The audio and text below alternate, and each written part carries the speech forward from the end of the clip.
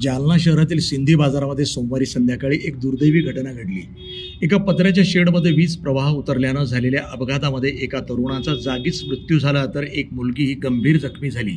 या घटनेनं परिसरामध्ये शोककळा पसरली असून प्रशासनाच्या निष्काळजीपणावर नागरिक तीव्र संताप व्यक्त करत आहेत। या दुर्घटनेमध्ये लक्कडकोट येथील नितेश विधानिया वय अंदाजे 20 वर्षे याचा जागीच मृत्यू झाला, तर मुनमुन नवमहलकर वय अंदाजे 16 ही मुलगी गंभीर जखमी झाली। तिला तातडीनं उपचारासाठी शहरातील एका खासगी रुग्णालयामध्ये दाखल करण्यात आलं, जिथं तिच्यावर उपचार सुरू आहेत। ही घटना समोर आल्यानंतर नागरिकांनी महावितरणच्या कारभारावर प्रश्नचिन्ह उपस्थित केलंय।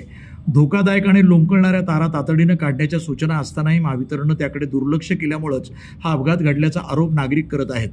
घटनेची माहिती मिळताच माजी आमदार कैलास गोरंट्याल, भास्कर आंबेकर, विष्णू पाचफुले, अभिमन्यू खोतकर, अक्षय गोरंट्याल, बबलू चौधरी, शेख नजीर भाई, बिलाल सौदागर यांनी तातडीनं रुग्णालयामध्ये धाव घेऊन जखमींची विचारपूस केली आहे। आपल्याकडे आता एक 10 मिनिटांपूर्वी नितेश विजयकुमार बादानी 45 वर्षाचे गृहस्थ यांना अपघात विभागामध्ये आणलं।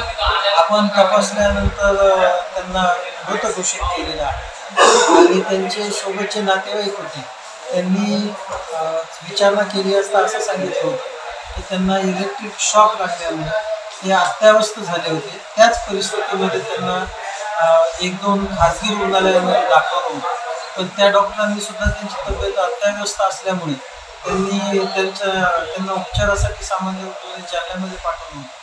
पण तिथूनच ते मृतावस्थेत आणि अत्यावस्थेत असल्यामुळे आपल्याकडे येईपर्यंत त्यांचा मृत्यू झाला आणि आपल्या अपघात विभागामध्ये त्यांना मृतावस्थेत दाखल करण्यात आलं। त्याची आपण अकस्मात मृत्यूमधून नोंद घेतलेली आहे आणि आपण तसं संबंधित कधी जालना पोलीस स्टेशनला कळवले। NTV news Marathi, Jalna.